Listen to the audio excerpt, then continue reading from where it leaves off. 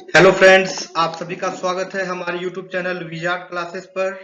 आज हम फिर से जीके जीएस का एमसीक्यू लेके आए हैं, ठीक है, विथ डिस्कशन। ठीक है, जीके जीएस का एमसीक्यू क्वेश्चन है डिस्कशन के साथ। ओके, तो चलिए स्टार्ट करते हैं इस सेशन को। फर्स्ट क्वेश्चन है, अस्थाई बंदोबस्त किसके साथ किया गया? With whom was the permanent settlement made? जमींदारों के साथ, ऑप्शन बी ग्रामीण समुदाय के साथ, ऑप्शन सी मुकादमों के साथ, ऑप्शन डी किसानों के साथ। तो फ्रेंड्स, इसका आंसर हो जाएगा जमींदारों के साथ, यानी कि अस्थाई बंदोबस्त जो है जमींदारों के साथ की गई। अस्थाई बंदोबस्त यह जमींदारी पर था, ठीक है। अस्थाई बंदोबस्त यह जमींदारी पर था। इस व्यवस्था को जागीरदारी, मालगुजारी व विसेबदारी के नाम से भी जाना जाता था। इस व्यवस्था के लागू किए जाने से पूर्व ब्रिटिश सरकार के समक्ष यह समस्या थी कि भारत में कृषि योग्य भूमि का मालिक किसे माना जाए। सरकार राजस्व चुकाने के लिए अंतिम रूप से किसे उत्तरदायी बनाए तथा उपज में से सरकार का हिस्सा कितना हो।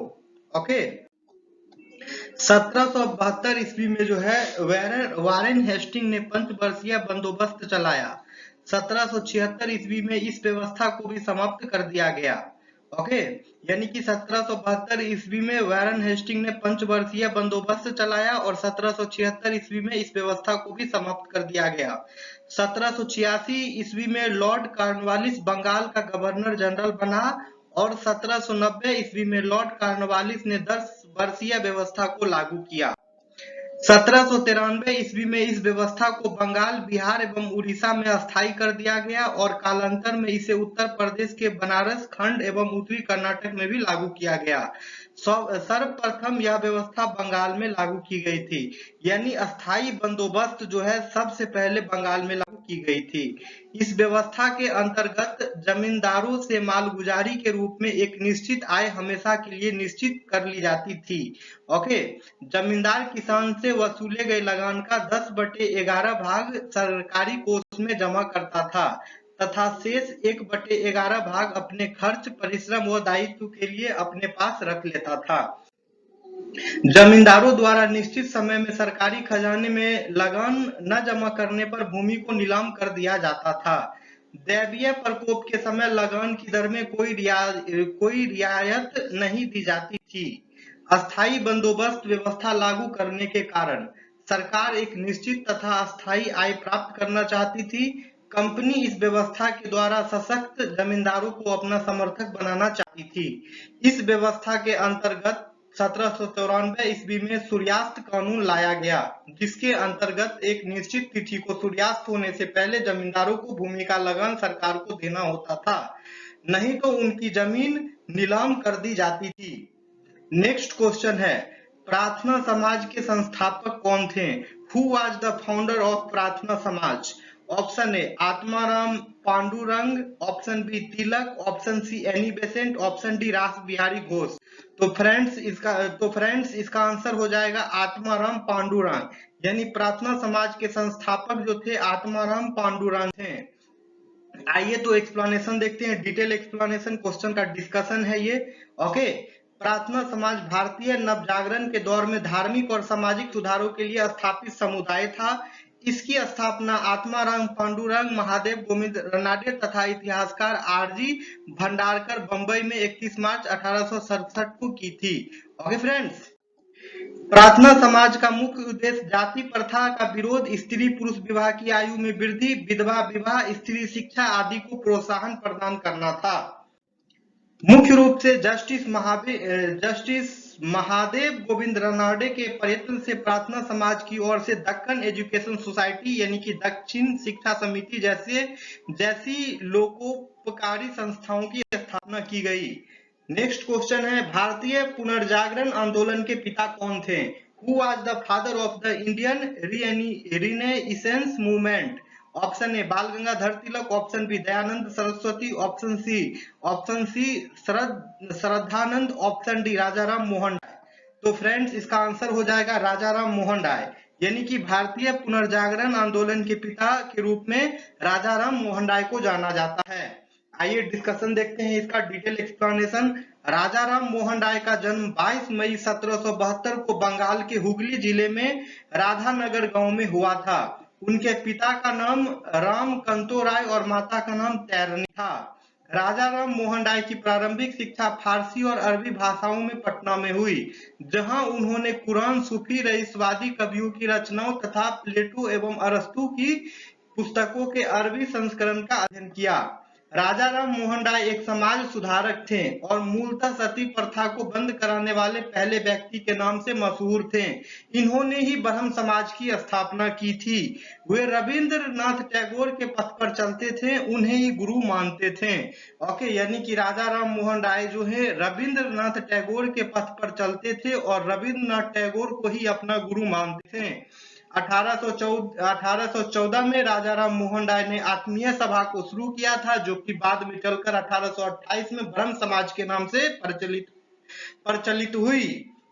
राजा राम मोहन राय मुख्यतः सती प्रथा का विरोध किया था। इसके अलावा बाल विवाह, धार्मिक अंधविश्वास एवं विधवा पूर्ण विवाह जैसे सामाजिक कार्यों में भी इन्होंने हिस्सा लिया।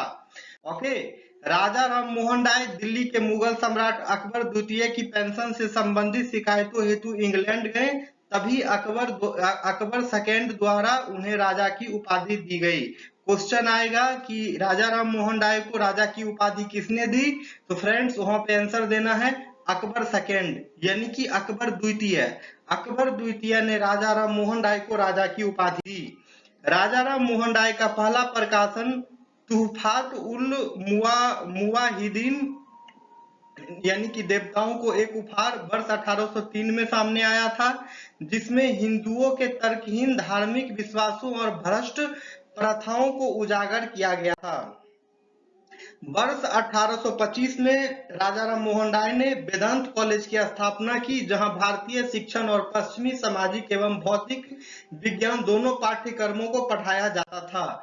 राजा राम मोहन राय ने 3 पत्रिकाओं, ब्राह्मणवादी पत्रिका, बंगाली साप्ताहिक यानी कि संवाद कौमुदी और फारसी साप्ताहिक मीरात उल अखबार का प्रकाशन किया।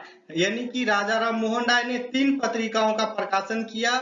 ब्राह्मणवादी पत्रिका वर्ष 1821 में, ठीक है, और बंगाली साप्ताहिक संवाद कौमुदी वर्ष 1821 में, और फारसी साप्ताहिक मीरातुल अखबार प्रकाशन किया। ओके, यानी कि संवाद कौमुदी जो है वो बंगाली में था और मीरातुल अखबार जो है वो फारसी में था।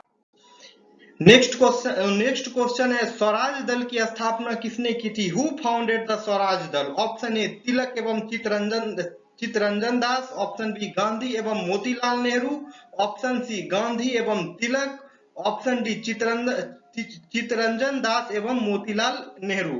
ठीक है, तो फ्रेंड इसका आंसर हो जाएगा चितरंजन दास एवं मोतीलाल नेहरू, यानी कि स्वराज दल की स्थापना जो है चितरंजन दास और मोतीलाल नेहरू ने की थी।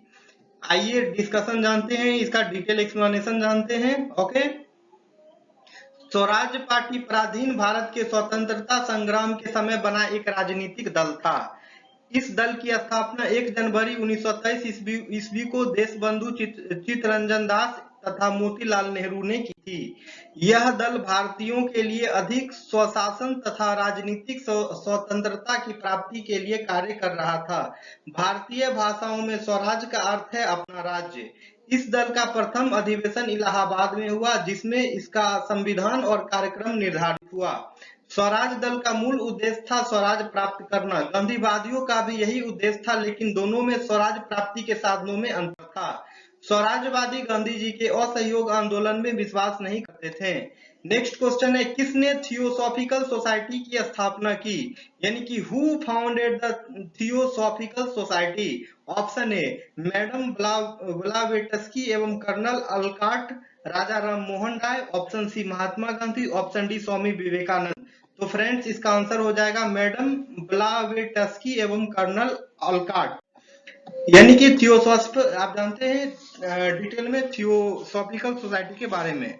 ठीक है, तो थियोसॉफिकल सोसाइटी जो है एक अंतरराष्ट्रीय आध्यात्मिक संस्था है। थियोसॉफी ग्रीक भाषा के 2 शब्दों थियोस तथा सोफिया से मिलकर बना है, जिसका अर्थ हिंदू धर्म की ब्रह्म विद्या, ईसाई धर्म के नोसिस नोसिस्टिसिज्म अथवा इस्लाम धर्म के सूफीज्म के समक्ष किया जा सकता है। थियोसॉफिकल सोसाइटी की स्थापना 1875 में मैडम एच.वी. ब्लेवेत्स्की और कर्नल एच.एस. ऑलकॉट ने अन्य सहयोगियों के साथ अमेरिका में की थी। इस सोसाइटी के प्रथम अध्यक्ष कर्नल एच.एस. ऑलकॉट रहे। इसके बाद क्रमशः डॉक्टर एनी बेसेंट 1907 से 1933, डॉक्टर जी.एस. अरुणडेल 1934 से 45, सी जीना राजदास 1946 से 1953, एन श्रीराम 1953 से 73, जॉन बी.एस. कोट्स 1973 से 1981 बने। ओके, इनके अध्यक्ष कौन कौन बने थियोसॉफिकल सोसाइटी के, वो लिखा हुआ है। एनी बेसेंट बने, डॉक्टर जी.एस. अरुणडेल बने, सी जिनराज दास बने, एन श्रीराम बने, जॉन बी.एस. कोट्स बने। ओके, भारत में इस आंदोलन की गतिविधियों को व्यापक रूप से फैलाने का श्रेय मिसेज एनी बेसेंट को दिया जाता है। भारत में इस आंदोलन की गतिविधियों को व्यापक रूप से फैलाने का श्रेय मिसेज एनी बेसेंट को दिया जाता है। 1891 ईस्वी में एनी बेसेंट भारत आई थी। ठीक है, 1891 ईस्वी में जो है एनी बेसेंट भारत आई थी। भारत के प्रति अपने उद्देश्यों की प्राप्ति के लिए ही एनी बेसेंट 1898 ईस्वी में बनारस में सेंट्रल हिंदू कॉलेज की स्थापना की, जो आगे चलकर लगभग 1916 ईस्वी में बनारस हिंदू विश्वविद्यालय बन गया। आयरलैंड के होम रूल लीग की तरह बेसेंट ने भारत में होम रूल लीग की स्थापना की। ओके फ्रेंड्स, तो ये हमारा आज का जीके का एमसीक्यू क्वेश्चन था। अगर आप लोग को वीडियो पसंद आता है तो हमारे वीडियो को लाइक करें। ओके, चैनल को सब्सक्राइब भी करें। इस तरह की और भी वीडियो लेकर के मैं अपने चैनल पे आता रहूंगा। और ये वीडियो जो है सभी प्रतियोगिता परीक्षा में के लिए काफी लाभदायक है, जैसे कि बिहार दरोगा हो गया, बिहार टीचर हो गया, बिहार पुलिस हो गया, या फिर बीपीएससी का एग्जाम हो गया, जिसमें भी जीएस का क्वेश्चन आता है, सभी के लिए सेशन बहुत ही इंपॉर्टेंट है। ओके फ्रेंड्स, तो फिर मिलते हैं कल के सेशन में। Okay friends, thank you everyone.